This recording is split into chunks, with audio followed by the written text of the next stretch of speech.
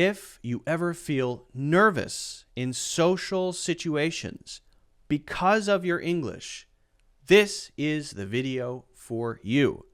I'm going to show you how you can practice having realistic conversations in social situations in English. Yes, speaking in English, listening to English. That's right, to practice. And if you practice, you can build confidence so that when you have to really participate in a conversation, you feel relaxed and confident. If you enjoy the video, don't forget to hit the like button and subscribe, and let me know in the comments how you feel about social situations, having conversations in English. Are you confident? Do you feel nervous? I mean, now, how do you feel? Okay, let's get into the video.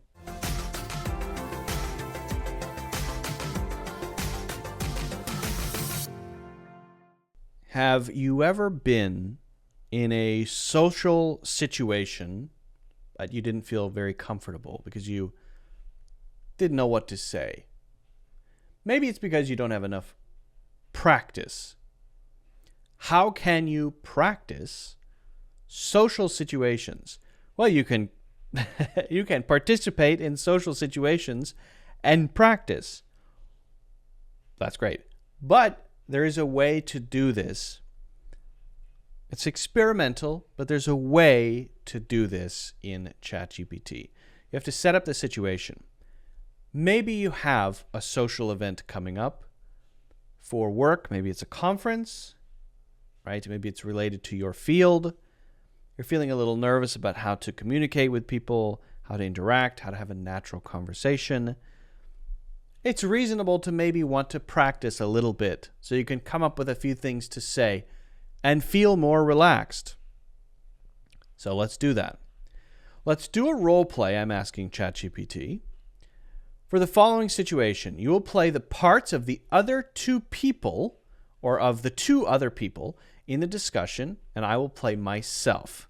Let's make this as realistic as possible, keeping the conversation friendly yet casual, with everyone asking questions and sharing their views. Make the conversation dynamic and interesting without long monologues or artificial-sounding dialogue. Use simple, natural-sounding speech. If one of the characters asks me, and I'm going to give my name, Luke, a question, wait for my reply, and don't add dialogue from the other character unless they have something to say and it fits into the conversation. What I'm doing here is trying to make this as realistic as possible, as good as I can get it. Okay, so the situation is I, Luke, have attended a conference with language educators, particularly focusing on ESL. In the discussion, there are two people other than me.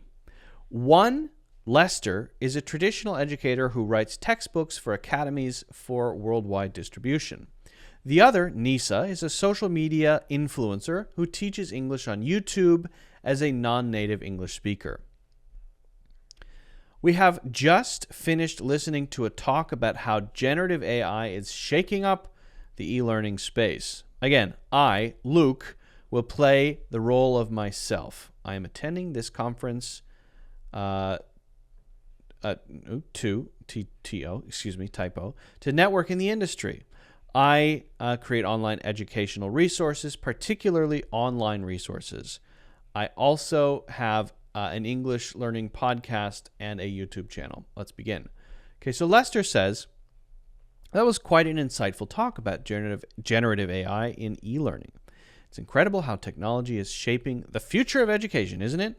And then Nisa gives her opinion. Okay.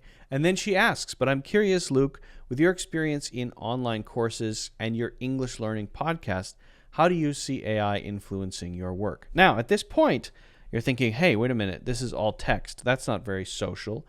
Oh, so true. So what we do is we take it over to the app, and then we can have an actual conversation. And that is the cool part. So let's go back over to let's go back over to this conversation. I'm going to pop in my headphones here, and we're going to have a real conversation, a real chat. Okay? All right, here we go. Ready? I think that people are still figuring out how to use all the tools, and there's a long way to go. I think the form that a lot of the AI tools have now will look very silly and primitive compared to what we have in 5 years. And so it's very difficult to predict the future.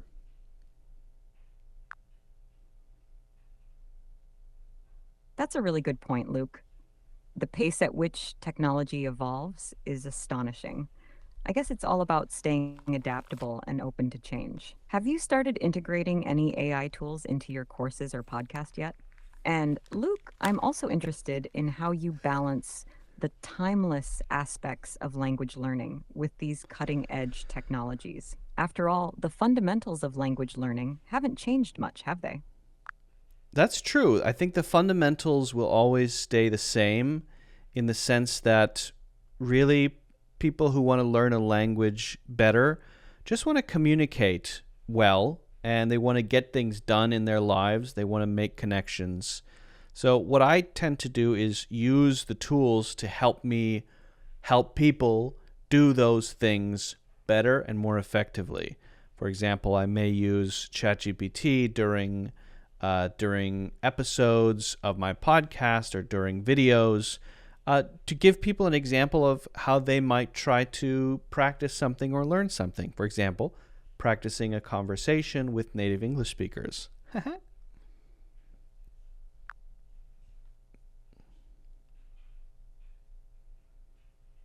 Using ChatGPT in that way sounds incredibly practical and engaging for your audience. So It's true. like giving them a sandbox to practice in with immediate feedback.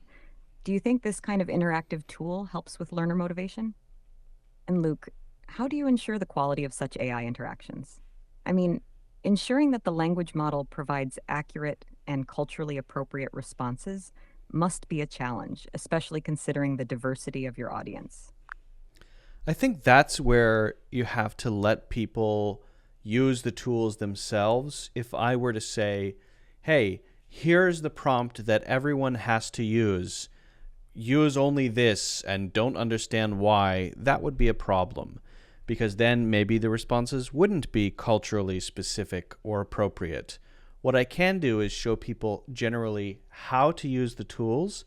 My prompts may not even be spelled correctly.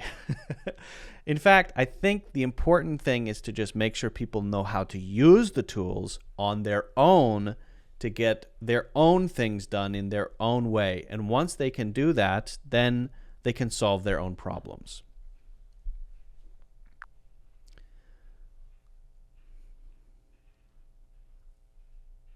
That's a very empowering approach, Luke. Encouraging autonomy and personalized learning is key, especially in language learning. It makes the learning process much more relevant and meaningful to the individual. I must admit, I hadn't considered the potential of these tools to foster independent learning to such an extent. Um, it's quite different from the structured approach of traditional textbooks. Luke, you've given me quite a bit to think about in terms of how these AI tools could complement rather than replace traditional learning materials. Thanks, Lester. I appreciate that. Hey, by the way, do you think you could go grab me a coffee?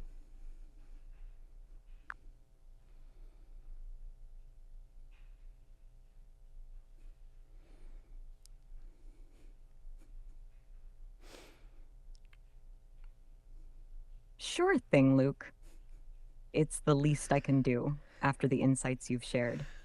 Any preferences for your coffee? And while Lester's getting your coffee, Luke, I'd love to hear more about your podcast. It sounds like a great platform for language learners.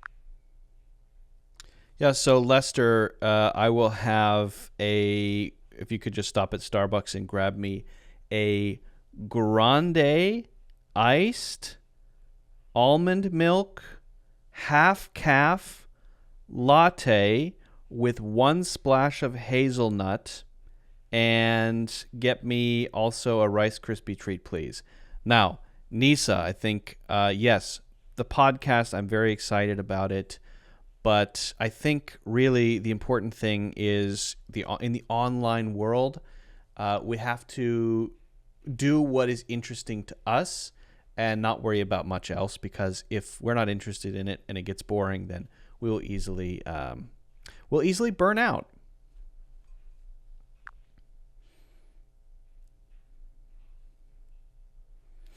Got it, Luke. Grand iced almond milk half-calf latte with a splash of hazelnut and a Rice Krispie treat.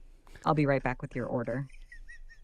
That's such a fresh perspective, Luke. Staying true to what interests you definitely sounds like the key to longevity and authenticity in this fast-paced online world. It must keep your content vibrant and your audience engaged. Do you have any particular topics or formats that you're exploring in your podcast currently? Okay, let's stop there. Now, we head over to the ChatGPT window, and then we can review the whole conversation. Now, just to be clear, I would not normally just demand someone go get me a coffee in the middle of a conversation. That's a weird thing to do. I wouldn't do it. I was just being playful there. I wanted to see how ChatGPT could handle it. Surprisingly well. Look, Luke demands a latte. Lester says, got it, Luke. Grande iced almond milk, half-calf latte with a splash of hazelnut and a Rice Krispie treat. He immediately goes to get it. Lester, he's a people pleaser. That's what Lester is. And then it's just an interesting, I think, back and forth. The dynamic is good. To me, except for my bizarre request, I think it's pretty realistic. So what do you do with this? What you should do with this is find, if you want to practice your English, find situations or think about situations that you actually have to maybe handle or deal with, or maybe that you often find yourself in on a regular basis. And write those down, describe them in depth, you can use my basic prompt as a starting point, make sure you spell everything correctly. Or don't. It's fine, actually. It works fine either way. Set up the prompt well so that the dialogue flows naturally and you actually get to practice. For this one, it's important to actually do the voice chat so that you have that feeling of being in a conversation. But this is a fantastic way to practice your spoken English and to simulate those live conversations so that when you do find yourself in those situations at conferences or situations at work, it feels familiar and you have practiced it before, right?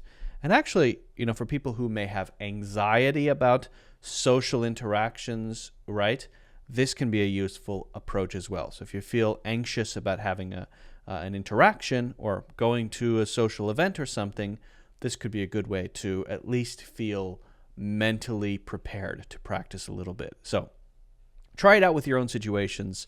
Let me know how well it works for you. Let me know the situations that you come up with. If you haven't done so already, don't forget to hit the like button and subscribe. And also check out my courses in the links in the description.